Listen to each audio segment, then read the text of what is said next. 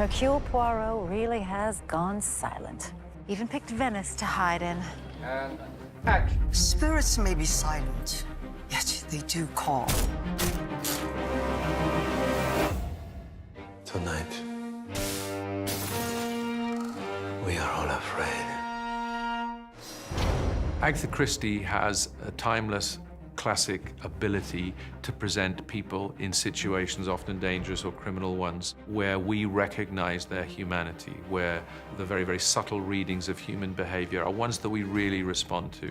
Across the couple of films we've made, Murder on the Orient Express, Death on the Nile, and now Haunting in Venice, we are the lucky beneficiaries of a storyteller who understood people, and so her insight, her humanity, her compassion are what blesses anybody who gets a chance to make these pictures, and they are more than a collection of people in a murder game. I've been very fortunate on almost everything I've done, but never more than on these films working with Steve Asbell, and everyone wants to work with Ken Branagh. But the hardest part of adapting an Agatha Christie book is also the best part, which is the constant battle of how much to add versus how much to be faithful. And you want to be fidelitous to these wonderful books because they are wonderful. Did we die? But we get to add to it. We get a chance to come in and say, what can we bring to these characters? What can we bring to the setting? How can we add some surprise elements to the story and still honor the excellent story that's there? What if we went for one that no one sees coming? And the title Halloween Party was just too good not to read, and we saw the potential. There's a party tonight for the children. Halloween Party is about the murder of a child. It's actually one of the few Agatha Christie's that I remember my first reading of, because I read it when I was a child and I was quite scared by it, because I was very surprised that a child was actually murdered in the first part of the story. Is it not too frightening for the children?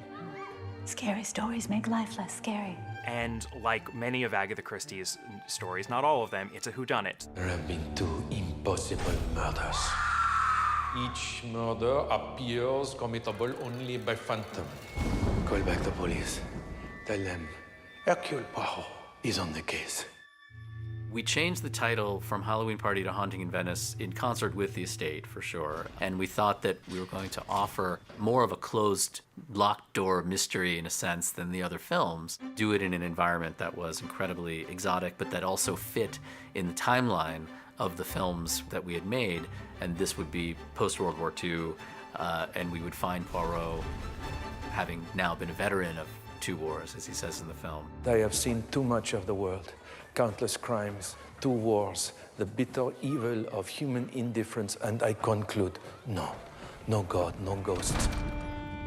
And so Venice, as a post-war Italy, a city slowly sinking into the sea, felt like a very interesting and a very delicious location. Oh, sorry, cut 1 second. I beg your pardon. Haunting in Venice, we wanted to put Poirot up against something he really didn't know how to handle, which is ghosts, God. Who are you talking to? A child.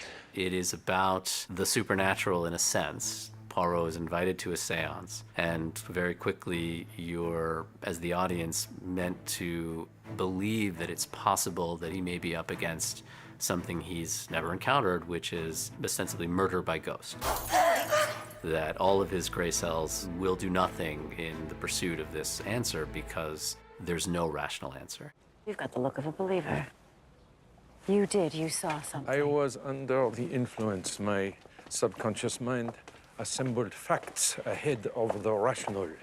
The script for Murder on the Orient Express was just a script until it got to Kenneth Branagh, as director and as Hercule Poirot. The entire concept of what we were about just exploded. It crystallized. It became a franchise the minute we knew who was going to be playing it and the caliber of director who would be coming in. It suddenly exploded all of our imaginations of what this could be. We had talked about a number of different ideas, but had never contemplated a director star. We were huge fans of Ken's, but had never worked with him at Fox. So we had talked about him as Poirot, but then I think the idea struck that perhaps we could have both. He could be the star of the film and direct. And we thought, he's never gonna wanna do that. That's a lot of work. But we sent him the screenplay and he loved it, and we immediately knew we had made the right choice.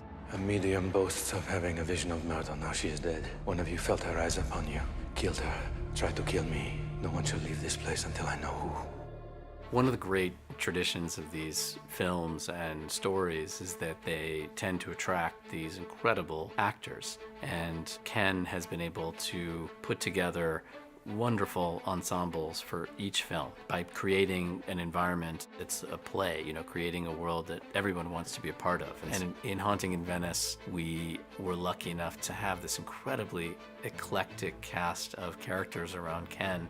Tina Fey plays this unbelievably great, almost Nora to Ken's Nick. You have Michelle Yeoh, who plays this incredible psychic. Jamie Dornan and Jude Hill, and Camille Cotin, also extraordinary French actress. And so it gives an incredible lift to the story that Ken is able to have and play against these wonderful actors.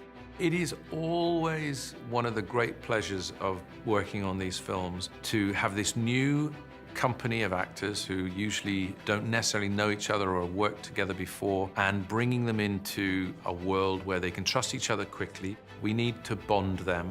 We have ensemble scenes where that kind of quality in the acting brings out the best in the screenplay. Esse, there is a lady here. She says she's a friend of yours. I have no friends. She says she's a friend. We can go into the next line before everybody has gone bonkeronkos. When he's directing often himself, which is a very hard job, yet he makes it look very easy. He has that experience, he has that capacity, he's that fine an actor that he can come in and switch hats very quickly, look at his own performance and know what's needed. I am retired from cases horaires de Le Mans. Just do one more. Did I get all the lines there? You don't really notice the switch of him being an actor. Is very natural. He understands an actor's mindset. He's very smart, turns out. Of all of the people I've Zoomed with over the last year, he's one of the top 4 smartest people. But he's top 4, he's top 4. And then I'll be like, oh no! Comedy dancing. We spent a lot of time breaking down the character. He gives such incredible thought and detail and life to every character, and, you know, guides you through the creating of the character's backstory. Damn it, Farrier, not now. Pull it together.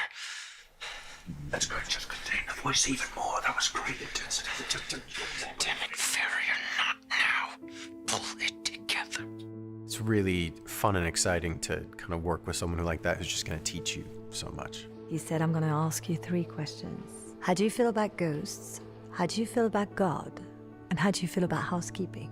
And he keeps on asking questions even on set. Before a scene, how do you feel about that moment? What's in your mind? Are you in a hurry to go home?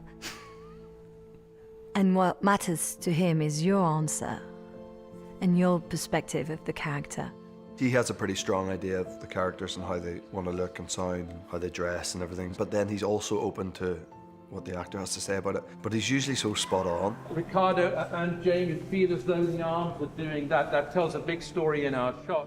Every time he talks to you, he brings a little different nuance. I can watch him with Kelly or Tina, and every time he whispers something to them, the next time she does another take, something extraordinary will come out. The level of the attention that he has to every single actor, and we are a lot, many actors at the same time, he knows how to take the maximum from every one of us.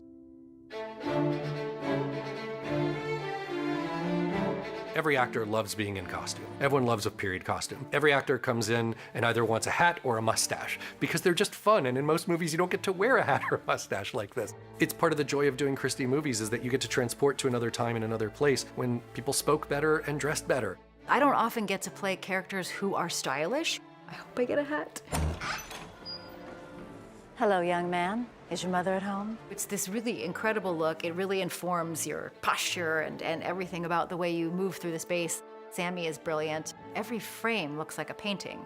It's really exciting to bring 40s to life because you don't often get that point in history where you can do the slightly heightened designer look of it. You know, it's normally kind of wartime, which is very specific, but utilizing that slight Hollywood drama within the context of our story, and then looking back as well and using some 30s stuff.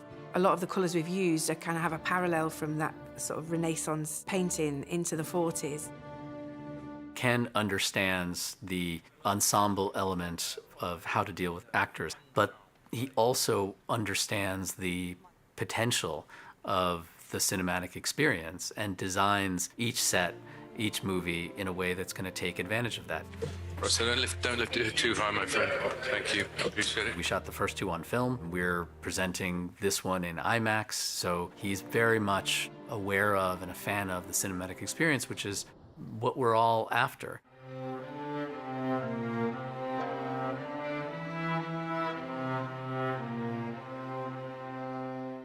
In the first two films, the first part of the movie is about the energy and the speed of leaving on a luxurious mode of travel, a fantastic train or a wonderful cruiser down the Nile. The big shift was to take the bones of Agatha Christie's mystery and take it out of England and put it into Venice. We wanted to give them that vicarious thrill of being in this really quite beautiful, labyrinthine, eternally surprising, sort of electrifying cities. I think Venice in itself conjures up ideas of fantasy and a sort of darkness and a haunting. Is an unbelievable backdrop to tell a story like this. We are shooting in real Venice. We chose shots to do that we wouldn't be able to do anywhere else. It was to really feel that you are there because we were there and we've done everything we could there. It was critical that we spent time in Venice, a city that really invites you to the mysterious, whether it's through people being behind masks, the fog and mist, being lost in alleyways that are shadow-filled, or being in front of palaces that are gorgeously ornate and rather intimidating. It was a wonder. To be able to put Venice on screen like this as a filmmaker is a real privilege.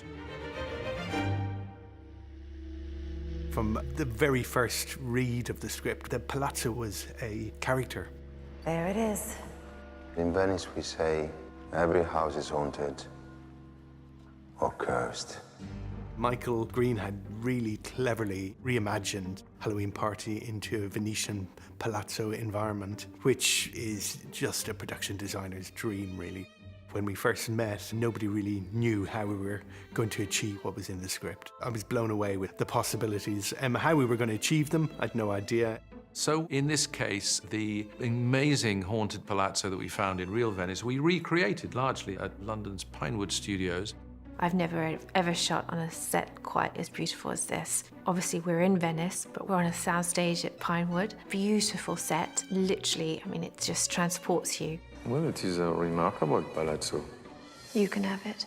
Ken is really insistent that the world would be a 360, completely believable world that we inhabit. Everything was lined up to look through a door to see from room to room to room, and it was the reason why the sets were built as composite. So the entire film is set over 3 sets, one in each floor of the palazzo. A lot of times when you make a movie, you're in one piece and then you go around the door and there's nothing. This set, you can really walk through it like a house for a long time. So you felt like you were in a real enclosed building. What that does is it creates a sense of authenticity, essentially, and we're all really in this place. Anything that can help and aid the experience of we're all kind of trapped in this place and very strange things are happening. It gives an energy to the scenes, being able to shoot in something that is this. I've never seen a set like it. There's a trompe-l'oeil at the end of this corridor, which is like an extension of the corridor, but the door actually becomes a key to the story, where we discover it's actually the entrance to a secret passage.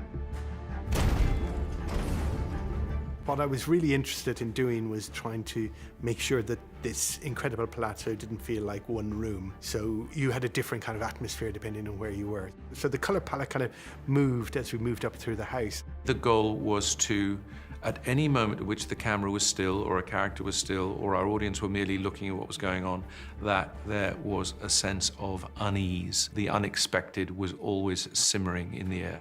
Some things can't be seen. I definitely wanted it to be dark. Every image was very, very carefully thought out and carefully executed, and that we would resist any form of movement and kind of limit ourselves. It would force us to tell a story in a certain way and stick to it. Often a limitation stops being a limitation when it's enforced for a creative reason, is that we have tried to make the audience feel like they're in that palazzo and feel the agony of the mystery. I felt that I was in Venice, and I'd gone into one of those scary palazzos. It's just lit by candlelight, and then you actually hear the rain outside. It was like... It's as terrifying and ominous and interesting as it needs to be. Just spending time in here, you get transported. Miss Reynolds, everything is prepared for you in the salon. The unholy Ms. Reynolds. She's a spiritualist, a medium. I tell you this, Ms. Reynolds, I sat at a seance. Things happened. Tricks. This seance was a challenge because it's a balancing act. I'd love to bring them on, sit them down and shoot so they don't rehearse. I don't actually want them to go through because they've never done something like this on this picture before where it's up to them to have cues. And some of what may go wrong or go right is, of course, what I want in terms of the atmosphere of the seance. So I'm looking to buy the event of first time out. When you do something like a seance, the goal was to have our cinema audience feel the genuine and authentic surprise of the participants at what went on. So we started with the premise that they would not rehearse with Michelle Yeoh, who was in the center of the table running the seance, and we would give them no advance warning about what would happen. They knew what the script said, but in terms of what happened, how Michelle acted it, all of that was going to be sort of Mr. Toad's Wild Ride. I mean, we were not going to manipulate or hurt people, but we were simply going to say, this scene is about surprise. You know what? We're going to surprise you. No one touched me until the trances ended. No, I'm not gonna, I don't know how I'm gonna get around that. When I spoke with Kenneth, right away said, it has to be real. It has to be physically that you are doing it by yourself. It's like, what are the things that you can do that is physical, that is in your face, that will shock you? So it was like, how do I scare the hell out of them? And Kenneth would have to do it in such a way where he captures my performance and their expressions at the same time. With all of them sitting around me. It just got cold. Does anyone else feel a chill? With Michelle, it's quite a big ask to be had of your good self as you experience this seance for us. She has an innate respect for things and forces that we... We hadn't seen the seance room before, but we got told from Ken, everyone be prepared. As soon as we go in, there'll be no directing, just we're going straight away. We all went in, we took our seats, and it was an immediate action. So that actual take of us is us witnessing her for the first time.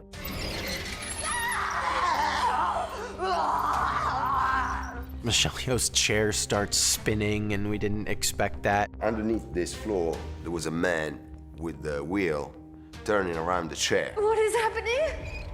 Alicia, showing me. We were like tricks all over the place. On the balcony, not alone. She didn't jump. Just, what is happening? And they knock things over with strings that you're really watching us react to that. And I went, and I was genuinely scared. I had to hold on to the edge of my chair, and the doors bursting open, the wind, water flying in. I was so terrified when it actually happened. You know, we didn't know what Michelle had to bring to the table in terms of where she was going to take her performance. It has to be so visceral. But getting to that point, I had nightmares. I've never gotten sleep paralysis in my life until working on this film. You're not scared of ghosts? They called cut and no one spoke. We're all just a bit like, what just happened? I don't want to die. I scared the hell out of myself.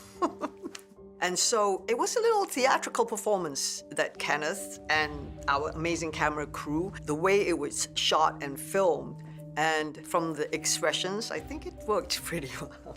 I admit I cannot solve all of our methods in this moment, but of course I will.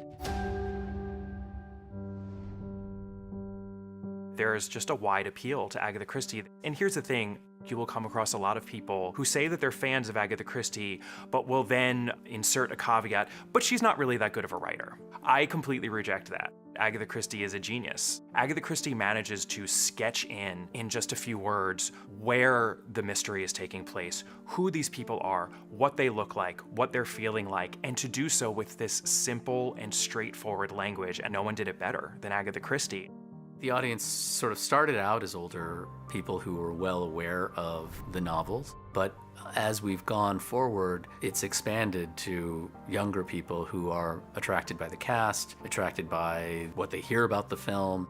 One of the fun things about meeting Christie fans, first of all, they're legion. They come out of you from all corners. You go to any social function, someone's gonna be like, oh, Agatha Christie, you do Agatha Christie? They get excited. These films, they're not necessarily just a who done it. They're a how done it, a why done it. I'm not sure how many done it's, but there's a lot of done it's. And that's a credit to Ken and to Michael and to Ken's filmmaking team for creating that experience that lives alongside and sometimes undergirding Christie's work, but never on top of it. I never dared to let myself think of it as a trilogy because we never knew if we'd be that lucky. It kind of hit me when we were making the third one. Oh my God, we got to make 3 of these films. That's incredible. The idea that we might get to do more is just beyond imagination. Certainly hope we get to. We can easily see another trilogy on the back of it because they're incredibly fun to make. It's been a very great privilege to rejoin a character that the audience have taken to. Hercule Poirot, he's Agatha Christie's favorite detective. Poirot continues to fascinate us because he continues to be surprised by what human beings are capable of and what passion will lead them to. I know only that we cannot hide from our ghosts. Whether they are real or not. We must make our peace with them and live life somehow.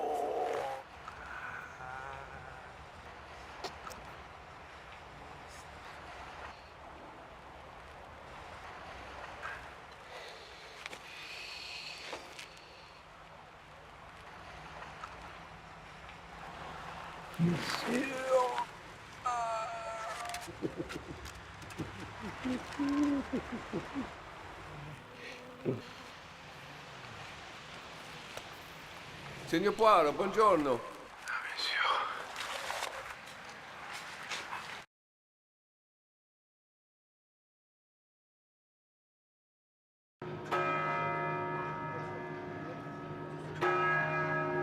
I wonder if you only hired me because I can get you in before the tourists.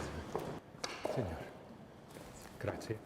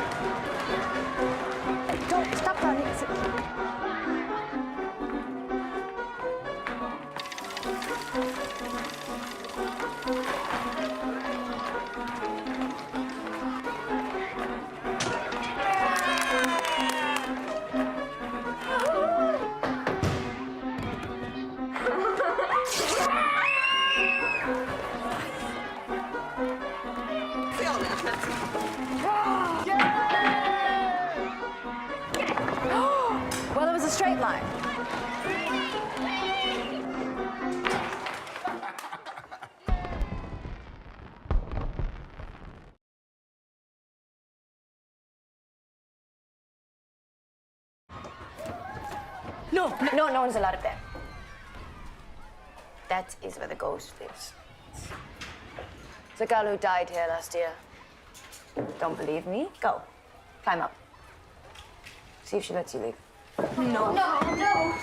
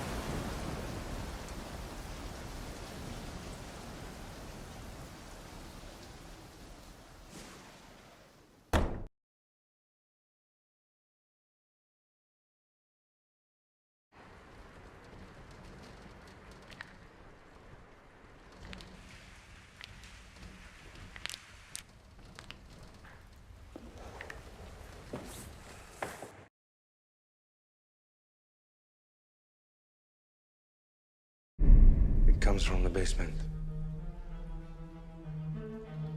There is no basement in this house.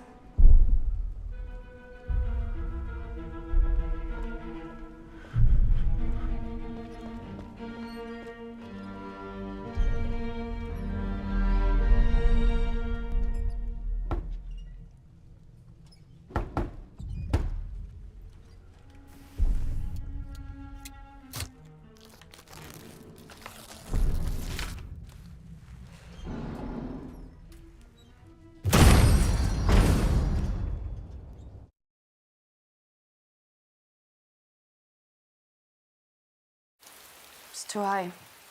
They'll turn us in the first chance they get. I'm not going back to prison. Hey. You won't. There's a place on the second floor. We'll try there, okay?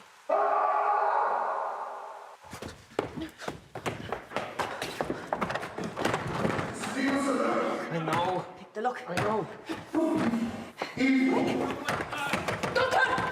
There's something in there with him. Open the lock already. I need time.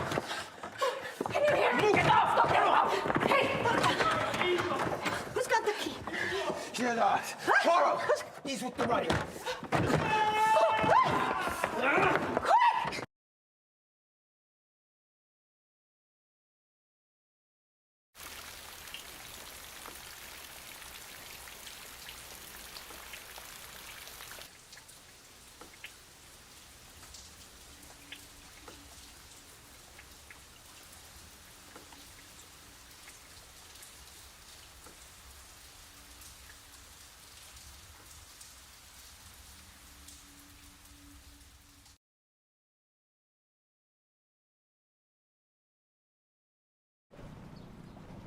And how will you live your life?